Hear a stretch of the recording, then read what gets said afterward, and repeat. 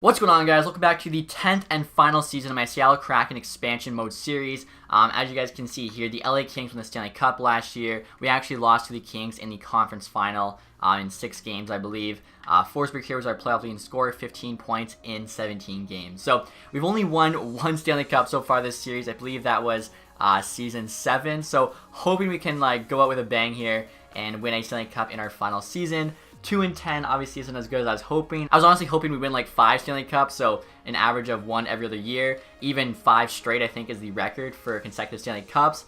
That didn't happen. We've had a lot of unlucky playoff appearances. I think we've made the playoffs every single year. That's something I definitely have to go back and check. But we are at the draft now. Don't really have too many picks or anything, so basically unless we get like a steal, medium franchise goalie in like one of the later rounds, or a medium elite late we can use in a trade, really not going to have too much of an effect, but we do have our first round pick still, so we'll see who we can get here. At the top of the draft, really nothing crazy there in terms of potential. Gems, we have none left. Or sorry, there's a low top 6 and a low elite. I mean, I think there might be better potential than that, but I will take a... Ooh, wow, low franchise, but medium elite guaranteed. Not supposed to go till 120. We have the 30th pick here, so this is definitely where it's kind of like, do you take a chance on someone like this? Or do you just take the guaranteed medium elite? Honestly, I think I just take the guaranteed medium elite here. Last draft, we guarantee ourselves a good return with that player. Obviously, we're trying to be pretty active on the trade market. We're going to have to make a few trades, I think. And yeah, our next pick wasn't until the 4th round too, so that was a safe pick. As we're going to lose, I think, a few players due to salary cap restrictions. We're pretty much right up against it, and a few guys need extensions. So Huskins here is supposed to go till 260. Can at least wait on him. The franchise guy there, who's I doubt franchise, 248. This guy, though, 50-50 chance, 120. I say we take him. Jesper Johnson there, 48 overall, so he's a little bit lower overall, but it turns out he is medium elite. That's a great pick there in the 4th round. So again, I think we just take another shot, one of those 50-50 medium elite guys. Last draft, might as well just, swing for the fences here. So next to go would be Maher here, our Norwegian defenseman. So he's 56 overall to the draft. That's a bit higher. And again, 50-50 medium elite. I mean, I think that's fine. The 4th. We actually have 3 4th round picks here. I think we have like some 5th and 6th too. So, I mean, if we can get lucky, that's really all we can ask. So 2 more guys. I mean, they're not supposed to go till 200 something. Is there more like a guaranteed? The low elite there is also like 200. Maybe we go Huskins just because he's a gem. And another team might have him as a gem. I don't know.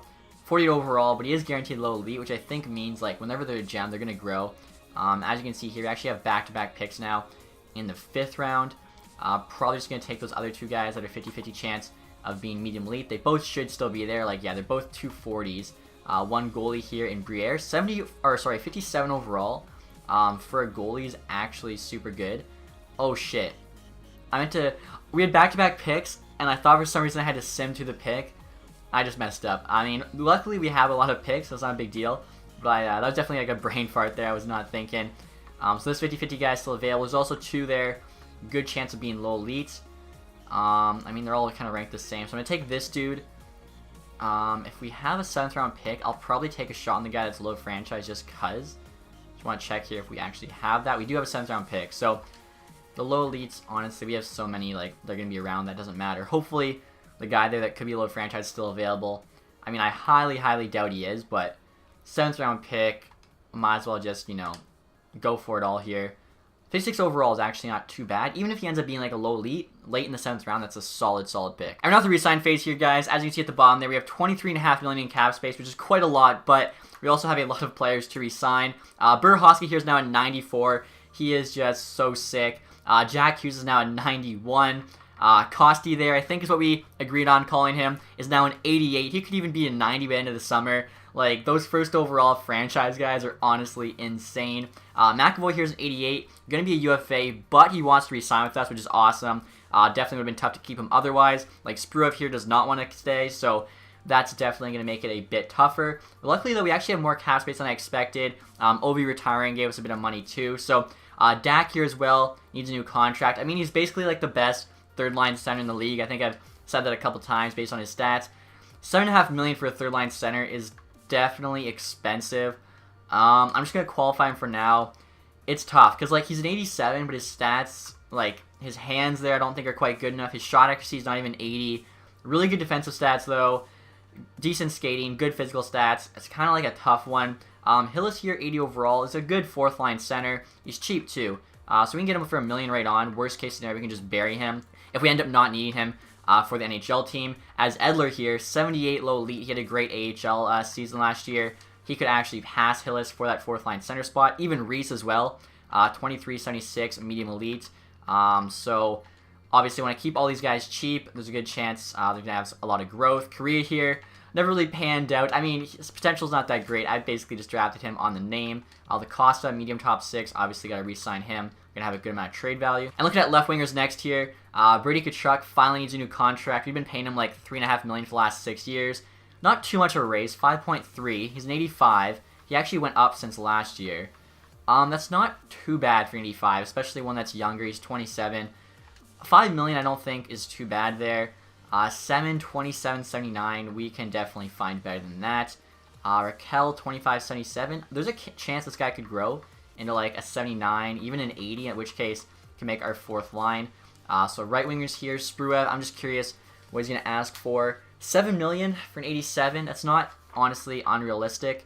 The thing is, because this one re-signed with us, we could actually get him cheaper, let him go to free agency. Obviously at that point there's a chance we lose him to a different team, but considering how much cap we have to work with, it's worth the risk.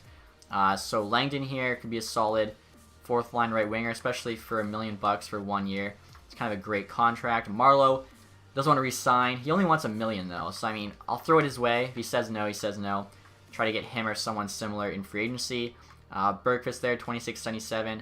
Keep him for the AHL. Clark's no longer has potential, so we'll let him go. And moving on to the defense now, like I was saying, McAvoy wants to stay. Let's see how much he wants. $7.8 million, 88 overall. I mean, it's expensive. 6 years. He'll only be till 35. We get him slightly cheaper. 7 years, 36. 8 years, 37. 8 years. Let's do 7 years for $7 million. I think he says no. But we could just add probably a couple $100K. We're not too far off. Honka, there's a 79. Obviously, most likely an AHL guy. Geez, he's going to be a UFA. Do I sign him for 1.2? He's 26. Probably just have to let him go, especially because we have Heaton behind him. I don't really want to sign him for that 1.2, as it would actually count against our cap this summer, I believe. Anything like above $1 million, the game just thinks is an NHL player. Moen here, 26-75. Again, just kind of a decent AHL defenseman. Moving on to goalies now, guys. Check this out. Ivanin here is now an 83. Honestly, pretty annoying. We traded for him when he was an 89. His stats aren't that bad. .913, 2.53. Like, they're not great, but I don't think they're worthy of being a 6 overall drop. Now, maybe he was an 83 like 2 seasons ago. Got a huge bump, and now he went back to normal. Definitely sucks. I feel like we got kind of a raw end of the deal there with Columbus. Sorokin, though, does not want to re-sign an extension to be our backup. He's been our backup forever, so maybe we keep Ivan as a really good backup and then sign the best goalie available in free agency. Kind of might be just the go-to move here. Brody there, 25-75. We have Bednar, though, medium franchise. He can be our AHL backup, even AHL starter, honestly. So we'll sign him. Brody there, we're just going to let go. And yeah, so we'll have to get an NHL starter. Bednar, if he grows, could even be the AHL starter ahead of this Taves guy, who I don't really honestly want. What would it cost to buy him out? $360K. It's not even worth it. We'll just, make sure Bednar is the starter. So let's see how much money we have after that. Obviously, the big question is whether or not we can afford to keep Dak, who I qualified. So if we can't, we'll still get like a first-round pick or something for him. Definitely going to be an interesting summer. And check this out, guys. Charlie McAvoy did accept our offer. I thought it might have been too low, but 7x7 did it, so maybe his favorite number is 7. Tkachuk, the rejected. I thought that was a good offer on him. Bednar comes back, or signs, the franchise potential goalie. Langdon, Raquel, Rensfeldt rejected. I mean, all these AHL guys, literally, it's such a small salary. If you add 100K, it's like adding 10%, so they should all say yes if we do that. And now, guys, we're at the free agency period. Curious to see what's out there. Tkachuk did sign, had to give him like an extra 150K. All the AHL guys that wanted to stay did, but the ones that like didn't want an extension, of course, are now in free agency. So Andrei Svechnikov's available, 90 overall. I mean, we need a third-line center. Dak here wants 7.7. Again, I mean, it's kind of tough. Like, we could pay an extra $1 million, get this Carlton dude, who's an 89. I mean, at that point, we don't really need that good of a third-line center, but, like, of course, that is an option. And then we also need a starting goaltender. Next best center is actually Bachfist here, 84 overall. Where's defensive stats like? 2.5 stars, or sorry, 1.5 stars apparently, but they look pretty good there looking at the individual stats. I still don't know how that works. I don't quite add up, but Bokvis kind of is the guy we'd actually want, I think, to be our third line center. We'd save a lot of money. So I might go after him. Let's see. Starting goaltenders here. Please, hopefully. Wow, Bemstrom, 26.89, so he can still grow. He wants 9.9 million, which is a ton of money, but it might be worth it. Saros there is an 85. It's getting up there, though, 32. Backlund's 25.84, so we could grow to, like, 85, 86. At that point, we have a solid tandem. Bemstrom, though, I mean, 89 overall. I feel like we have to take a chance on this guy. 9.9 million, though. That's so much for a goalie. I think it'd even be better, honestly, just to make a trade at that point. Let me see. So we're going to make an offer right now, guys, on Bokvis. $5 million for 6 years to be our third-line center. There are actually 4 other teams interested, so there's a chance maybe somebody else gets him. Also going to check the two-way players here just to see if there's anyone with a lot of potential. So Rensfeldt, we actually let go. 25.75. It's not medium elite. I'm not sure what it is, but I mean, we could bring him back. He wanted to go to UFA. We ended up giving him the best offer. That'd be kind of funny. Card here. I mean, he's 26, so never mind. Not even really a reason to take a chance on him. Fortin, though, 19.54. Good chance he's low elite.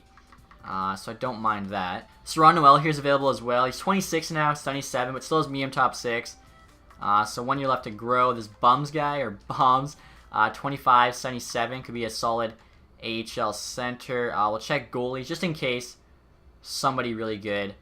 Does not look like it though. So basically, yeah, we have to trade for a starting goaltender, figure out whether or not we let Dak get qualified for from somebody or assign him. Will probably depend whether or not Bokvis accepts our offer, but really don't want to spend $10 million on a starting goaltender. I think it'd be more worth it for us to just trade for one, especially it being the last season. All right, guys, so right now I'm cutting my losses, offering Ivan in here, who was an 89, now an 83, making almost $4 million. Pretty expensive for a backup. And Taze here, who we really don't need for the AHL, plus making $1.1 million. To the Devils there for a second-round pick. Basically, I was looking around at all the kind of elite goaltenders in the league, and most of them are making close to $10 million anyways, or they're older, so they're making maybe $7 or $8 million, but they're like early to mid-30s. Good chance they could start to lower in value. So I am just going to make an offer on that guy in free agency. Obviously, if we clear this cap space, we could still keep Bokvis as well. Devils there have a ton. We'll see if they do this for a second-round pick. And they do. Okay, so there we go. Obviously, Ivanin could end up being the goalie that we traded for, but 1 year to go. Don't really have the time to kind of wait around and hope for that. So now have $17 million in cap space. We could even sign like Svechnikov there, but our forwards are good enough. The main thing we want is an elite starting goaltender, which Bemstrom is. So how old is he? He's 26. 7 years is the max. He's still only like, what, 33 after that. So we'll offer him 10.5 here to be our starting goaltender, which also means that we need a backup. Honestly, he's probably going to start most of the games anyways. We could bring Sorokin back. I mean, he's been a good backup for us. 82 overall there, 2.2. I mean, there's an 81 there who wants 2. So that's really not too bad value. Familiar face. Let's see if Sorokin comes back 1 year at 2.2. And then hopefully Bokvis says yes as well. And then really all we have to worry about is Dak and hoping for a ton of growth this summer. Also, guys, just remember we actually need an AHL starting goaltender still. So trying to sign this Graves dude. 23.77. Medium fringe starter. Montreal has his rights, but if they say no to bringing him back, be a pretty good guy to add for free. And as you can see here, Fortin accepted our offer. He's the guy that's supposed to have low elite. Just a prospect there to a deal. And Sorokin accepts our offer, so we do have our backup goalie coming back. Bums accepts our offer, 77, just solid AHL center. Graves there rejects. He does go with Montreal. That's okay. We just need an AHL starter still. Rensfeldt accepted, another decent AHL player. Noel accepts. Bokvis rejected. Went with Dallas. Okay, so maybe we'll have to find a way to keep Dak. Still have not heard yet from that starting goaltender. We do not need defense, so rejecting that trade. Come on. Bemstrom accepts. There we go. We got an elite goaltender. Okay, so that was the big thing I was worried about. We'll see how much money we still have left here if we can sign Dak. We have $5.4 million. If no one else makes an offer on him, we probably can get him for that for 1 year at the end of the summer. I feel like chances are, though, there will be a team signing him. Also, for third-line center, Kerfoot's available. 32.84, so he's actually the same rating as Bokvis, but way cheaper as he's older. 3.6 million, though. What's his defensive stats like? 4.5 stars, apparently. 86 defensive awareness, 80, okay. Decent shot, hands. Honestly, he looks pretty solid. Adds a veteran to the team, which some people think you need a good mix of. Let's see here if he does, I mean, might as well just make sure we get him, right? Let's do, I don't know. There's no one else offering on him, but just in case, let's do 3.75 for 5 years. See what he says. Also, guys, in regards to AHL goalies, this standard guy's available. Really funny last name. 22 years old, already 78 overall. Doesn't really matter what his potential is. That rating at that young of an age for a goalie is very, very uncommon, especially this late into franchise mode. So if we can get him, that's an absolute steal. As you can see here, Kerfoot Dix left our offer, so we have our third line center. Whether or not Dak does come back to the team, same with that standard dude. So we also have our medium franchise potential goalie, who we're probably going to trade eventually. So I think we might just go and sign like our 5th goalie in the system. Our Briere here's a 57, 44 contracts. All right, I'll just go sign like a 3rd string AHL goaltender who, like I said, will probably end up being the backup once we use Bednar in a trade. So I'm going to sign this Pakoslady guy. I think that's how you say his name. 2273. Another dude with unknown potential, but just based on his age and rating, it's pretty good, I think, for an AHL goalie. And he did accept our offer. So really now we're just going to wait till the end of the summer, see how certain players grow, kind of where we have to fill in position. So looking at our depth, guys, I feel like we could probably use 1 or 2 more forwards for the NHL. I'm expecting one of the guys from the AHL to make the jump next year, so I'm just going to make an offer on one guy, this Sandlack dude. 82 overall, only wants 1.8. Like, that's really good value. Mathers here wants 2.4, same rating, same age. So we can get him locked up, hope for some growth from the AHL. I'm probably going to end up trading Dak, I think. I might even combine him with Bachfist if our one defenseman in the AHL grows, who's like a 78 right now, as that would just kind of give us an elite forward. Honestly, this team, the way it's shaping up, should be able to win the cup.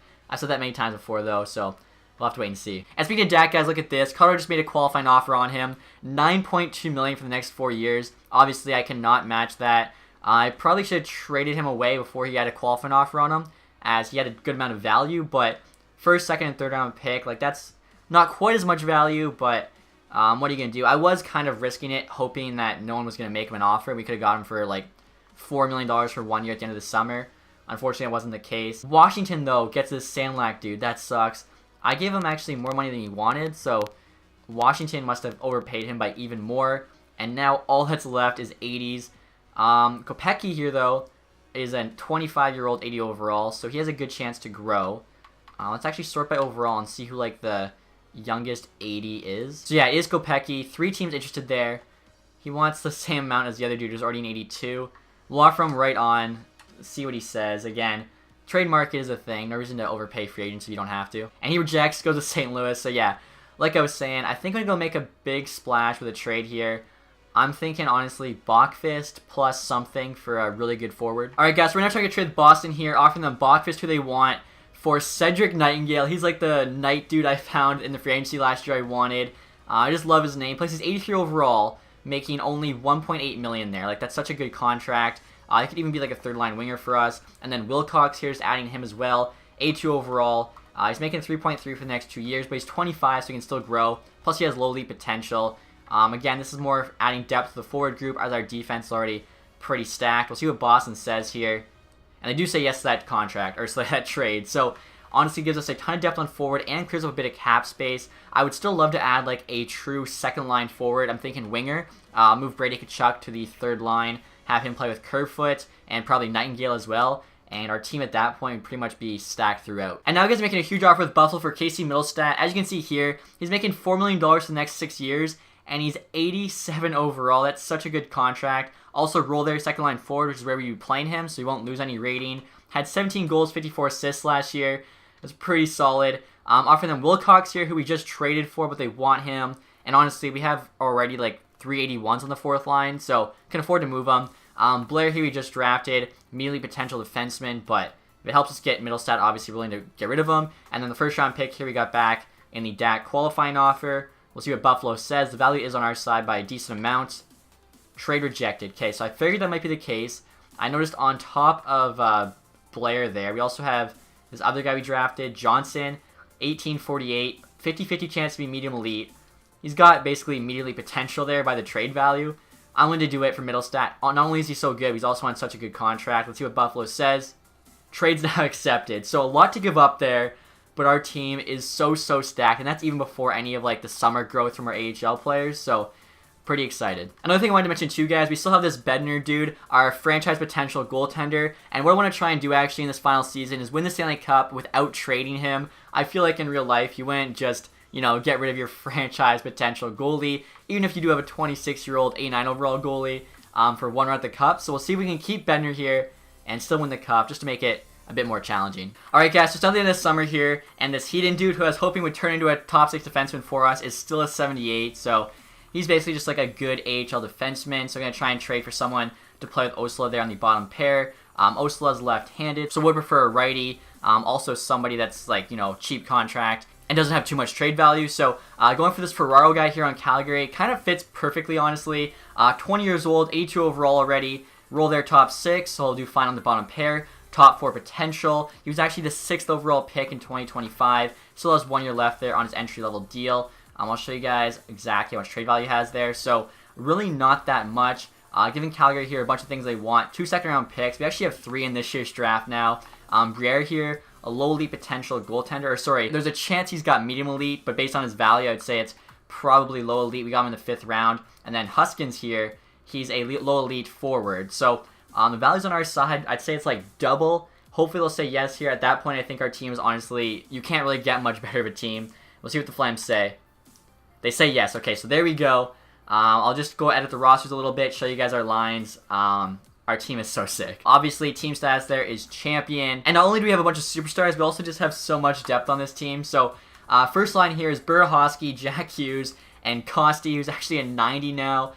So I believe it's 3 first overall picks. Yeah, we got the 2019 first overall, 2023 first overall, and 2026 first overall. Burahovsky actually made a left winger. He's got a really good shot on him. I think all 3 are naturally centers, but I figured why not just put the 3 first overalls, the 3 best players on the first line, hope for the best. Second line here is very good as well. You got Forsberg there, a natural sniper, playing with Middlestat in the middle and Krebs on the left wing. Third line here, you have Kachuk, Kerfoot, and Langdon. Langdon was actually like an 80 or 81 when we re-signed him back in June, and he's actually an 83 now, as he does have low league potential, so he's on that third line right wing. And then fourth line here is Hillis, Nightingale, and Foster. So Nightingale I actually kept at center. Hillis I moved to the wing. He's really fast, even though he's only an 80. He's got 92 speed there, so he's going to have energy. Hopefully he can do some stuff in the fourth line there. Foster here's a sniper, so honestly it's not too bad of a fourth line. Then defense here, you got Hughes and McAvoy on the top pair. Honka, Rowensky on the second, and then Osula and Ferraro there on the third. Goalies, of course, we have Bemstrom as our starter, who's actually a 90 now, so we did go up by 1. Sorokin there is our backup. I'll show you guys the special teams, too. The first unit there is pretty insane. It's basically all 90 plus. Like, Krebs is only 1 off. And then the second unit there is still very good as well. Honestly, this should be the best team in the NHL on paper. Like, I took a look at some of the teams, and no one's really close to us. AHL team as well is stacked. Normally with a team this good, your AHL would kind of be depleted, but we've kept it pretty solid. As you can see here, Edler's an 80. Did think about using him instead of Hillis, but he's really slow for some reason. Only has 80 speed. It's not accurate, so it could be like 82, 83, but still not quite good enough, I think, to be in the NHL. Also, too, his role there's a depth forward, so still could grow playing first line here in the AHL. He's got 2 78s on his wings. I mean, the entire AHL team here is like all 75 plus, which is kind of insane. Reese there has immediately potential, so put him on the second line. Defense here even, like, again, all 75 plus except for Giuliano there, he's a 71. And then goalies, you got Standard, who's a 79 starter, Bednar, 75 backup with franchise potential. Like, honestly, these two teams could both win the championships and the league in their respective leagues. We'll start the sim now. We'll see what happens. Hoping for the best. And actually, guys, one other thing I almost forgot to mention, we have this good of a team and still $4.5 million in cap space. So at the deadline, we could even maybe add 1 player to just help, you know, make us even better. Excited to see what happens. And we just got a trade off here, guys. Chicago's offering us a 3rd, a 5th, and Hronek for a 2nd and a 4th.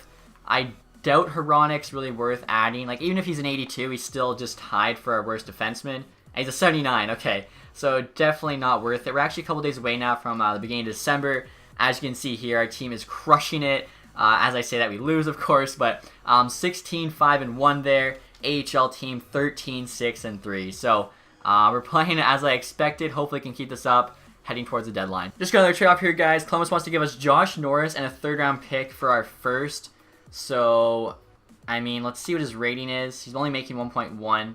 He's an 81, so he could give us a slight upgrade on our 4th line for a first round pick. I'm not even going to bother. And now the trade deadline here, guys. Record is 33, 24, and 6. So definitely slowed down a little bit. AHL team there, 39, 16, and 8. They're continuing to crush it. Curious to see where we are in the standings. So 4th place right now in the division. But a point back there of 2 different spots, though. San Jose and LA. And all the wildcard spots in the Central. Still, we're tied for 1 spot, and we're 2 points back the other. So we're definitely still right in it.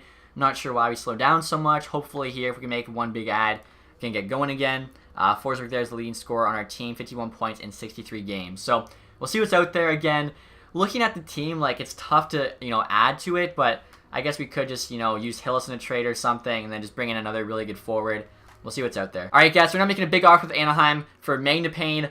He's something we need, which is a sniper. 87 overall as well. Good production so far this year. You can see there he's got a good shot and hand on a decent contract as well. $3.6 million there for 1 more year. Offering them Reese. He's our immediately potential guy in the AHL.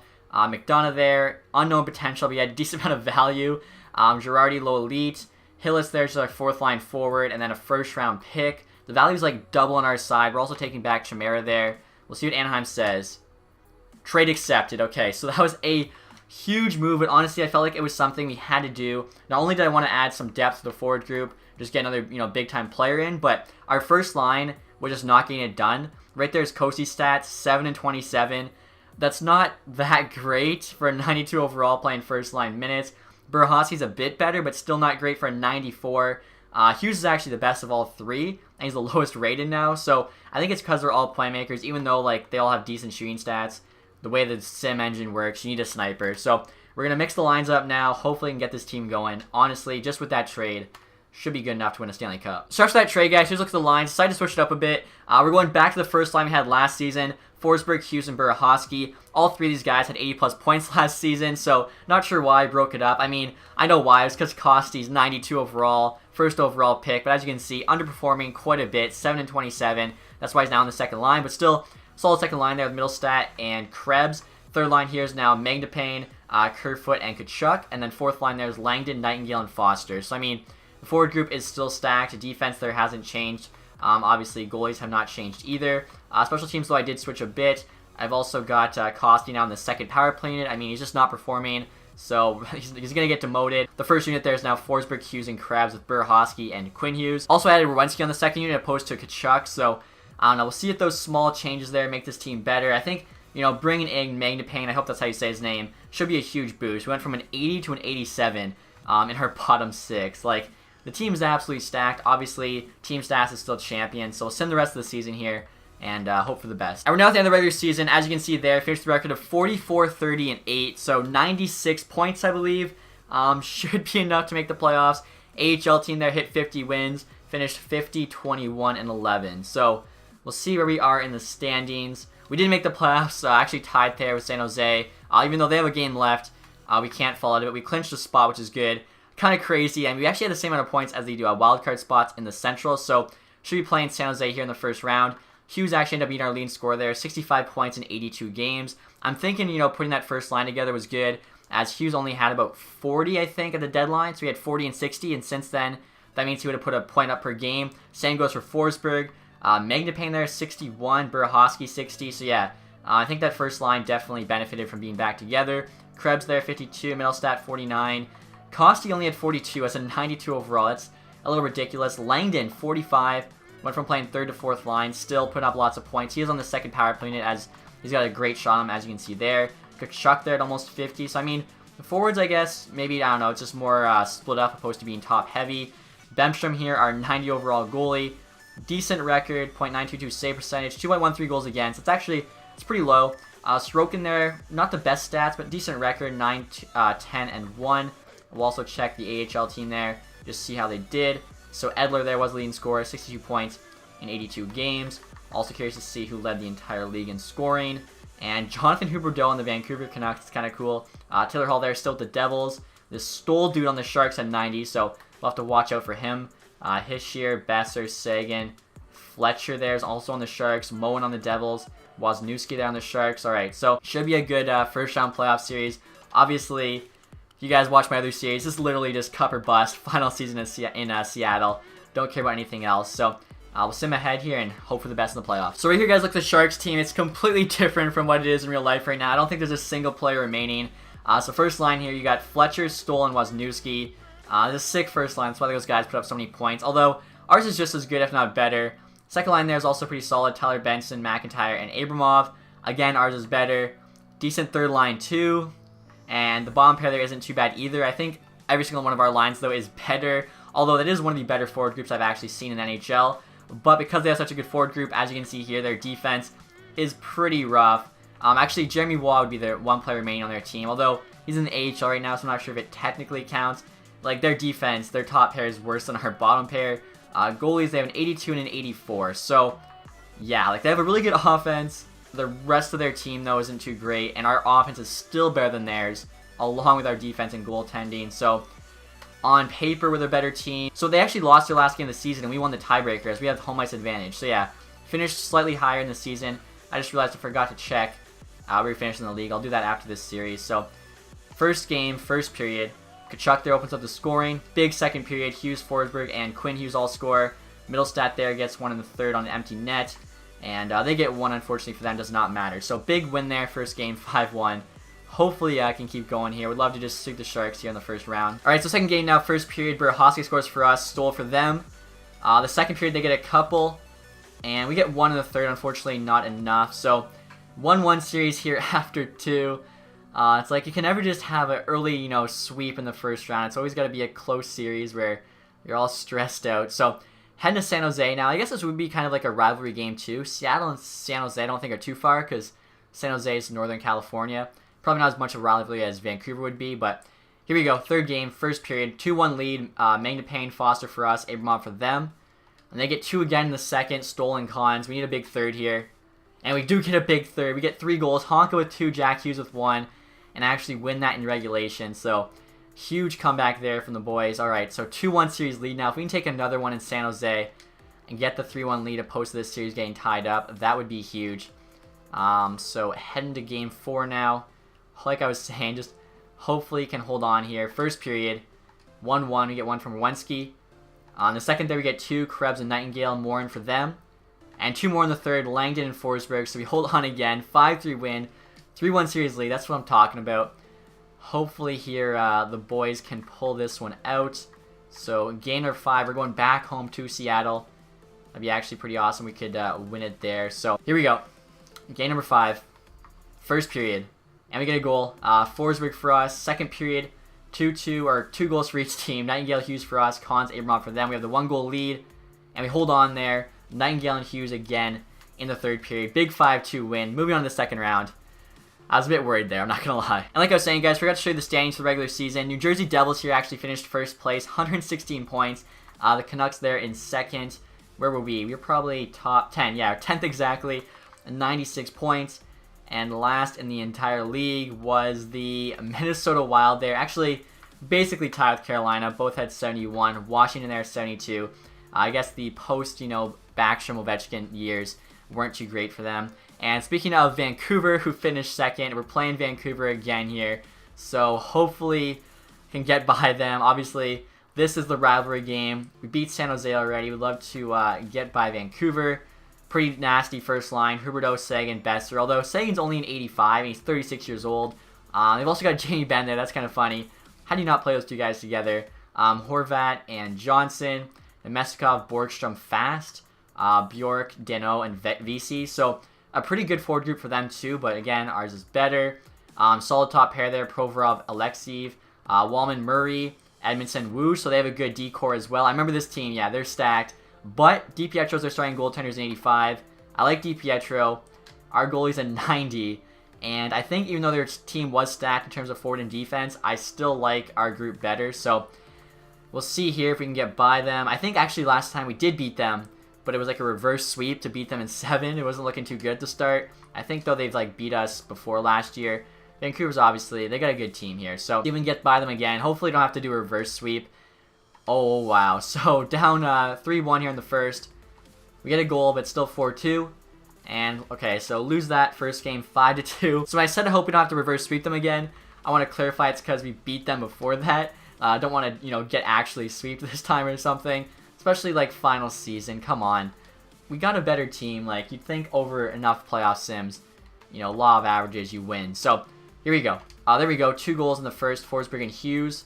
Wow. High scoring second period there. 3 for them. Huberdeau, Besser, Provorov, Hughes, and Burahovsky for us. So we still have the 1-goal lead, and we're able to shut it down there in the third. Come away with the win. Alright, so at least we tied it up there after 2. Don't have to worry about a sweep or having to reverse sweep this time. And those 2 games were actually in Vancouver, so heading home now to Seattle. We actually have the identical playoff records right now, 5-2 for both of us. If we can win both these in Seattle, that would be huge. Here we go. First period, 2-0 lead. Kachuk and Kosti. Second period here, Forsberg gets 1. And they get 1 in the third. Luckily, though, not enough. So big 3-1 win there. Game number 3. 2-1 series lead. Hopefully, like I was saying, can keep it up. Go for 3 in a row. Back-to-back wins in Seattle. Teams, they're looking pretty good right now. I think the AHL team's also still live right now in the playoffs. So they have 2 games left in the current round they're in. So game number 4. Down by 1. Come on. Down by 2. We still have a chance here in the third. And a big third period, but unfortunately for Vancouver, not for us. So we lose that game 5-1. Series is all tied up 2-2. So here we go, guys. First period, game 5. Basically a best of 3. And we're down 1 here. Now we're tied up. Krebs with a big goal. So going to the third period. Chance to take a hold on this series.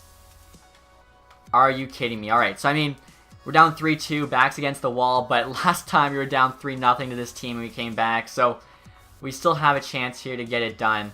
Obviously, not where we want to be, but we went 1-1 last time in Seattle. We need a win here. We got to force game 7. At that point, anything can happen. Come on. First period, game 6. 1-1. Burahovsky for us. Sagan for them. There we go. That's the second period we wanted. Werenski and Burahovsky each score. And there we go. 2 more in the third. Middlestat and Kachuk. So big 5-1 win. Force game 7. The boys are buzzing. Can they keep it up here? I feel like we have to have all the momentum. Like, they wanted to put us out there in game 6. We got a big win. We're heading to Vancouver.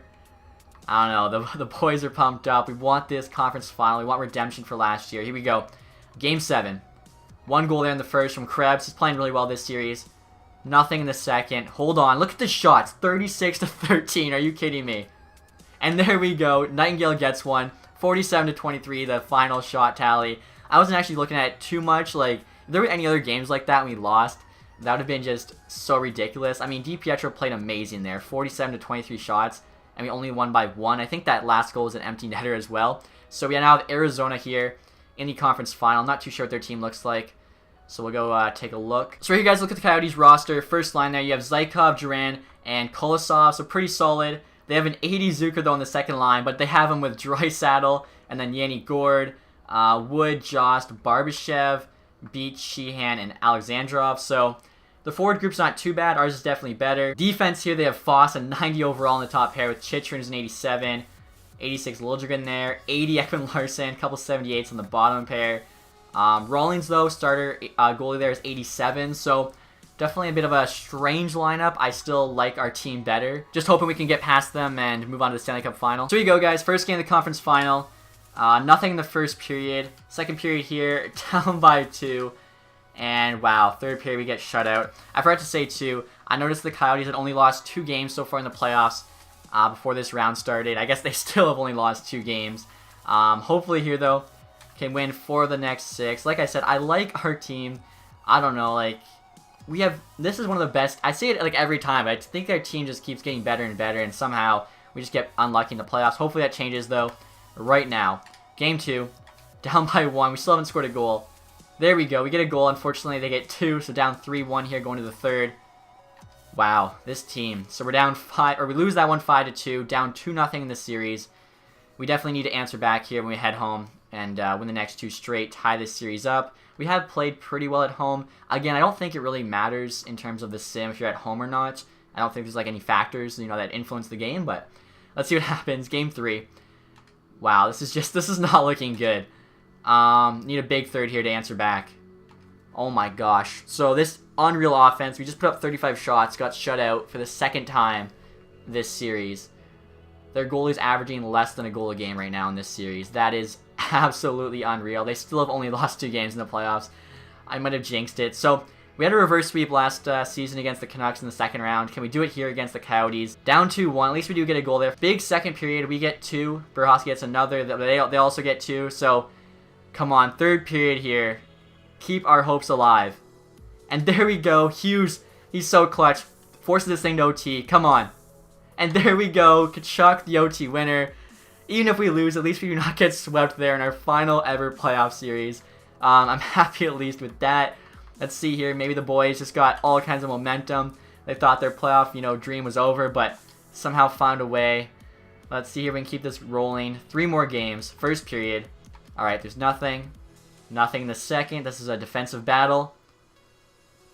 And as I say that, Barbashev with the game winner. Man, I don't know. This team is just kind of like the same old thing every single year. We had such a good regular season, such a good team. And the playoff sim, aside from that one lucky year, just never went our way. And as you guys can see here, it says franchise mode is now complete. I don't think yet. So it still doesn't like show your stats or anything for all 10 years. It actually doesn't even let us sim to the draft. So I'm hoping you can see the awards and stuff. Okay, we can. So Rangers there won the Stanley Cup. Let's see. I guess, well, we know they beat the Arizona Coyotes in the Cup final. Coyotes there went through the Blues, swept the Habs, beat us, and lost the Rangers, of course. And they swept the Penguins, beat the Devils in 7, beat the Senators before taking on the Coyotes. We'll see here how our team did in the playoffs. I actually totally forgot to check the AHL. I don't think we won, though. So Burahovsky there, 22 points in 17 games. He was doing his part. I'm doing my part. Forsberg had a point per game as well. Krebs, 16 and 17. Hughes, I mean, so all 4 of those guys are doing well. Same with Quinn Hughes. After that, though, it's a big drop-off. Costa here for first overall pick. I mean, didn't really perform much in the regular season or the playoffs. I mean, even really the rest of the team, like, they just could not get carried by those top 4. Goalies here, let's see. Bemstrom, I mean, obviously the record's not the greatest. Neither are really the stats. And, I mean, our team had so many shots and stuff, too, but other teams' goalies came out big for them. So I can check the AHL playoff tree here. And let's see, how far did we make it? So we got knocked out in the second round. We're just kind of so shook by the NHL. Didn't even look at the AHL. I guess we'll check the AHL first here. We did win the East in the regular season, back-to-back years. I mean, we had a really solid AHL team again. We also, of course, win the division back-to-back years. And player awards here in the AHL. Just curious to see if it's any of our guys. Honestly, these names are all like creative players, so they don't really mean anything to me. Let's see here. So NHL team awards, Rangers, we know won the Cup, Devils, Presidents, and they beat Arizona there. So we'll check the player awards now. Huberdeau got the Art Ross, we know that, and the Hart. Foss there, James Norris, he was that 90 overall D-man on the Coyotes. Sagan actually got Lady Bing. Hull there with the Calder. Conn Smythe went to Demko. Anderson with the Vezina, and the William M. Jennings. Lander here got Bill Masterson. McDavid with the Selke. Huberdeau also got Ted Lindsay, and then Gormley there with Maurice Richard on Detroit. So, yeah, it kind of sucks. Like, I don't know, we had such good runs, and unfortunately just, I mean, in 10 years we got 1 Stanley Cup. I feel like our teams were too good to only win 1 Stanley Cup. It definitely kind of sucks. I really wish when you finished the franchise mode, a screen came up with how you did every single season, just like they used to have back in NHL 14, as I know we only won the 1 Stanley Cup in the 10 years, which I still, can't get over. We should have won more, but I'm pretty sure we actually made the playoffs every single year. Even the first year, we were like on pace to make it, trade away a bunch of players, and I think we still made it. Or if we did miss, we only missed that first year. So, I mean, we were definitely consistent, always had a stacked team. Unfortunately, though, our team just, for whatever reason, was always so unlucky in the playoffs. But I hope you guys enjoyed this series nevertheless. I thought it was a lot of fun. And it's pretty cool, too, that as we were doing this series, Seattle was actually confirmed as the new 32nd team in the NHL. So I thought that was kind of crazy. But that's going to be it, guys, for this video and this series. If you did enjoy it, leave the thumbs up. If you have any ideas for future franchise mode series, leave them in the comments section. And besides that, guys, thank you all so much for supporting the series. Have a nice day. Goodbye.